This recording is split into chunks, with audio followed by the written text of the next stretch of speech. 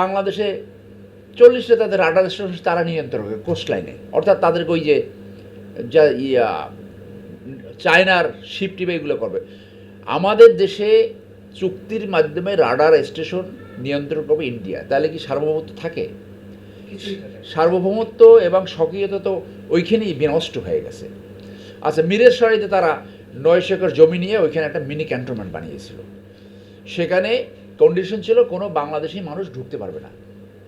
ওই যে ফেনীতে একটা ব্রিজ বানিয়েছিল, তাহলে মিরেরসরাই ওইখান থেকে তাদের মিলিটারি আর্মামেন্ট এটা ওইটাকে দখল করে চিটাগংকে বিচ্ছিন্ন করার একটা চূড়ান্ত পরিকল্পনা প্রায় সাকসেসফুল হয়ে যাচ্ছিল। প্রায়, খেয়াল করেন, 5 এটা যদি না ঘটতো তাহলে চিটাগং কিন্তু এতদিনে আপনার এটা ওই দিকের সাথে মানে কেটে ফেলতে পারত। ওই ব্রিজটা কিন্তু এখনও রয়ে গেছে। তাহলে তাদের স্ট্র্যাটেজিক প্ল্যানগুলো দেখেন, এইগুলো সাবমিট করছে কে? আওয়ামী লীগ। আওয়ামী লীগ এগুলোকে করার জন্য এগ্রি করছে। আর সর্বশেষ যে চুক্তিটা করেছিল যে ইন্ডিয়া থেকে আপনার দিনাজপুরের ওখান থেকে ট্রেন ঢুকবে, বাংলাদেশের ল্যান্ড ব্যবহার করে আবার ইন্ডিয়াতে ওখান থেকে ঢুকবে, তাহলে ওই কোনাটাও কাটার একটা পরিকল্পনা ছিল। 5-11 যদি না ঘটতো তাহলে দিনাজপুরের ওই অংশ ইতিমধ্যে থাকতো কিনা এবং চিটাগংয়ের এই অংশ, এটা কিন্তু তাদের চূড়ান্ত পরিকল্পনা ছিল। রয়ের প্রধান ঢাকায় এলেন, এটা নিয়ে অনেক কিছু বলছে। আপনার কাছে কি তার কোনো সফর নিয়ে কোনো তথ্য আছে? দেখুন, এই রয়ের কার্যক্রম যদি আপনি জানতে চান, আমাদের ইয়াং জেনারেশনের উদ্দেশ্যে বলবো, তাহলে আপনার 47 সাল থেকে শুরু করতে হবে। 1947 যে দেশ ভাগ হয়েছিল, সেই ভাগের একটা কনসেপ্ট ছিল যে একাধিক মুসলিম স্টেটস হবে। 1940 সালে যে লাহোর রেজলিউশনস দেওয়া হয়েছিল, সেই প্রস্তাবে ছিল একাধিক মুসলিম স্টেটস। সেইখানে আপনার শেরে বাংলার আপনার যাত্রাগানের ডায়লগ দেখেন না, বাংলা বিহার উড়িষ্যার নবাব। তাহলে বাংলাদেশের মূল কনসেপ্টটা কী ছিল? বাংলা বিহার উড়িষ্যা 7 সিস্টার নিয়ে বাংলাদেশ গঠন হবে।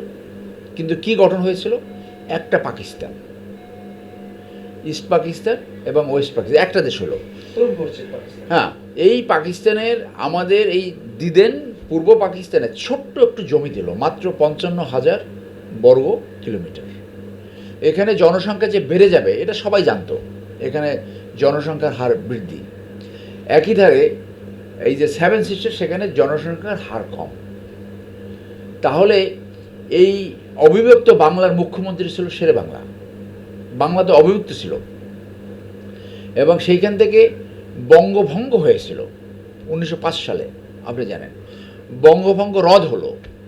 ইভেনচুয়ালি এটা আসলো যে হিন্দু এবং মুসলমানরা একসাথে একই রাষ্ট্রে থাকতে পারছে না, তো বাংলা হলো। তো পূর্ব পাকিস্তান হলো এই, এবং কলকাতা পশ্চিমবঙ্গ ইন্ডিয়ার অংশ হলো, আর এটাও পাকিস্তানের অংশ হলো। এই পাকিস্তানের অংশে পশ্চিমবঙ্গ যদি নাও আসে, তাহলে 7 সিস্টার এইটা অংশ হওয়া উচিত ছিল। তাহলে এইটা ভুলটা শুরু হয়েছে ওখান থেকে 1947-এ। 1947-এর 48-ই নেহরু বলে বসলেন যে অন্য এলাকার হিন্দুরা যদি ইন্ডিয়া আসে তাদেরকে ওয়েলকাম করা হবে, পূর্ববঙ্গ মানে এইখানে হিন্দুদের ওখানে যাওয়ার প্রয়োজন নাই। তিনি বললেন যে এই দেশটা তারা নিজেরা চালাতে পারবে না, তারা গভর্ন করতে পারবে না, এটা অকার্যকর হয়ে যাবে। খেয়াল করেন, অকার্যকর। তাহলে ইন্ডিয়ান পলিসির অংশ হলো এই বাংলাদেশকে, বর্তমান বাংলাদেশকে, পূর্ব পাকিস্তান দেন বাংলাদেশ, এটাকে অকার্যকর করা। অকার্যকর করে কম্পেল করবে ইন্ডিয়ার সাথে একীভূত হতে। খেয়াল করেন, কিন্তু এখানে তো আমাদের বাঙালি জাতীয়তাবাদ সৃষ্টি হয়েছে। বাঙালিরা, ইন্ডিয়ানরা এইটা পারবে বলে শক্তিতে সামর্থ্যতে তারা পারছে না। কারণ যদি ইন্ডিয়া অ্যাগ্রেশন করে, অনেক কথা কিন্তু এসেছে, অ্যাগ্রেশন করতে পারবে কি না সেটা একটা ব্যাপার। তাদের সাথে চায়নার বর্ডার, পাকিস্তানের বর্ডার, তো তারা অ্যাগ্রেশন করলে বাংলাদেশের জনগণ সব রুখে দাঁড়াবে। ফিজিক্যালি তাদের অ্যাগ্রেশন ইজ ভেরি ডিফিকাল্ট, এবং করবে বলে মনে হয় না। তাহলে ওই যে ডিসফাংশনাল, অকার্যকর রাষ্ট্র করলে কি হয়, বাংলাদেশকে তাদের একটা সাবসার্ভিয়েন্ট একটা ভ্যাসেল স্টেট তারা সৃষ্টি করতে পারে, যেটা করে আসছে অলরেডি, যেটা অলরেডি এইটাই তার মূল এজেন্ডা। মনে রাখতে হবে আমাদের বাংলাদেশকে তথাকথিত স্বাধীনতার জন্য সহায়তা মূল উদ্দেশ্য তাদের ছিল না। তাদের উদ্দেশ্য ছিল পাকিস্তানকে ভাগ করা, যেটা ওই যে ইন্দিরা গান্ধীর নাতি প্রিয়াঙ্কা গান্ধী বলছে না, এটা এখন তো বলছে, সত্য বের হয়ে আসে, এটা তো আমরা জানি, এটা ভাইরাল হয়েছে। তাহলে পাকিস্তানকে ভাগ করা তার মূল উদ্দেশ্য ছিল। ভাগ করলে কি হয়, বাংলাদেশকে তারা একটা ভ্যাসেল স্টেট বানাতে পারে।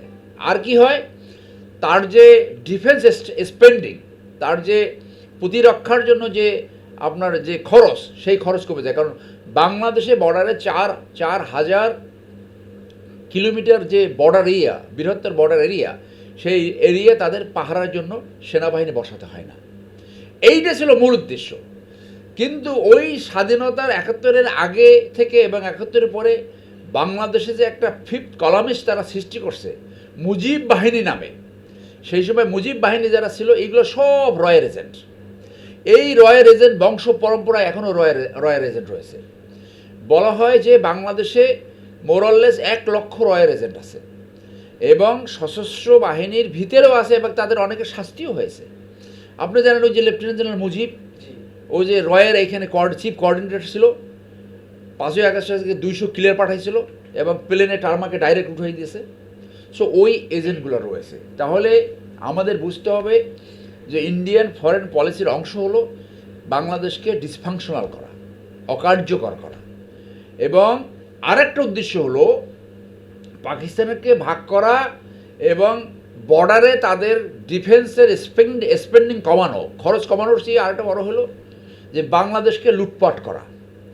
স্বাধীনতার পরে তারা হাজার হাজার ট্রাকের মাধ্যমে অস্ত্র, গোলা বারুদ এবং টাকা পয়সা থেকে শুরু করে যা যা নেওয়ার ছিল ইনক্লুডিং এই ভেসিন পর্যন্ত খুলে নিয়ে গেছে। তো তারা কি বাংলাদেশকে, এই কথা তো মেজর জলিল বলেছিল, সেই মেজর জলিলকে সেই সময় জেলে পড়ছে। এইটা তো শেখ সাহেবের উচিত হয় নাই। দেশের স্বার্থে কথা বলছে, আপনি তাকে কেন গ্রেপ্তার করবেন? তো সেই জন্য তো ক্ষমা চাওয়া উচিত আসলে। ওদের তো এই যে দেশবিরোধী কাজ, এগুলো তো সেই সময় শুরু হয়েছে। তো সেই জায়গায় এই ঢাকা ক্যান্টনমেন্ট, জয়দেব ক্যান্টনমেন্ট, সমস্ত ক্যান্টনমেন্ট থেকে চুরি করে নিছে। তো ওদের বাংলাদেশকে লুটপাট করা একটা উদ্দেশ্য ছিল। এবং বাংলাদেশকে তারা যেভাবে পেতে চেয়েছিল যে বাংলাদেশ যাতে ইন্ডিয়ান রাডারের বাইরে না যেতে পারে। ইন্ডিয়ার অনেক জেনারেল তাদের আলোচনার সবাই এটা বলছে যে বাংলাদেশকে আর কখনো তাদের রাডারের বাইরে যেতে দেওয়া হবে না। সেই কমপ্লিটলি রাডারে নিতে পেরেছিল আওয়ামী লীগ সরকারের সময়, এই 2009 থেকে 2024 পর্যন্ত। ইন্ডিয়া যেভাবে বাংলাদেশকে পেতে চেয়েছিল, যেরকম একটা পাপেট গভর্নমেন্ট সৃষ্টি করতে চেয়েছিল, যেভাবে বাংলাদেশ থেকে তারা লুটপাট করতে চেয়েছিল, যেভাবে বাংলাদেশে তাদের নাগরিক এসে বিনে ওয়ার্ক পারমিটে চাকরি করতো, 15 লাখের বেশি তাদের অবৈধ লোক এখানে কাজ করে, বাংলাদেশ তাদেরকে তাদের তৃতীয় রেমিটেন্স আর্নার কান্ট্রি হিসেবে আবির্ভূত হলো। এই যে বাংলাদেশকে যেভাবে পেতে চেয়েছিল সেইভাবে তারা পেয়েছিল, 5ই আগস্টের পরে সেইটা ব্যাঘাত ঘটেছে। প্রফেসর ইউনুস বললেন যে তোমরা যদি আমাদেরকে আনস্টেবল করো তাহলে তোমাদের 7 সিস্টার আনস্টেবল হবে। কিন্তু ওনার এই হার্ড লাইন, ওনার এই যে জাতীয় স্বার্থের যে প্রতিশ্রুতি, সেটা কিন্তু আমরা ওই 18 মাসে আর তেমন দেখি নাই। 18 মাসে যদি আমরা দেখতাম তাহলে এই 120টা সমঝোতা চুক্তি এবং এগ্রিমেন্ট সেইগুলো রিভিউ হতো। বাংলাদেশে কেন তাদের রাডার স্টেশন থাকবে? কেন? এখানে আপনার বাংলাদেশে 40টা তাদের রাডার স্টেশন তারা নিয়ন্ত্রণ করে কোস্ট লাইনে, অর্থাৎ তাদেরকে ওই যে চায়নার শিপ টিপ এগুলো করবে। আমাদের দেশে চুক্তির মাধ্যমে রাডার স্টেশন নিয়ন্ত্রণ করবে ইন্ডিয়া, তাহলে কি সার্বভৌমত্ব থাকে? সার্বভৌমত্ব এবং স্বকীয়তা তো ওইখানেই বিনষ্ট হয়ে গেছে। আচ্ছা, মিরেশ্বরীতে তারা 900 একর জমি নিয়ে ওইখানে একটা মিনি ক্যান্টনমেন্ট বানিয়েছিল। সেখানে কন্ডিশন ছিল কোনো বাংলাদেশি মানুষ ঢুকতে পারবে না। ওই যে ফেনীতে একটা ব্রিজ বানিয়েছিল, তাহলে মিরেশ্বরাই ওইখান থেকে তাদের মিলিটারি আর্মামেন্ট ওইটাকে দখল করে চিটাগাংকে বিচ্ছিন্ন করার একটা চূড়ান্ত পরিকল্পনা প্রায় সাকসেসফুল হয়ে যাচ্ছিল, প্রায়। খেয়াল করেন 5ই আগস্ট যদি না ঘটতো তাহলে চিটাগং কিন্তু এতদিনে আপনার এটা ওই দিকের সাথে মানে কেটে ফেলতে পারতো। ওই ব্রিজটা কিন্তু এখনও রয়ে গেছে। তাহলে তাদের স্ট্র্যাটেজিক প্ল্যানগুলো দেখেন, এইগুলো সাবমিট করছে কে? আওয়ামী লীগ এইগুলোকে করার জন্য এগ্রি করছে। আর সর্বশেষ যে চুক্তিটা করেছিল যে ইন্ডিয়া থেকে আপনার দিনাজপুরের ওখান থেকে ট্রেন ঢুকবে, বাংলাদেশের ল্যান্ড ব্যবহার করে আবার ইন্ডিয়াতে ওপাশ থেকে ঢুকবে, তাহলে ওই কোনাটাও কাটার একটা পরিকল্পনা ছিল।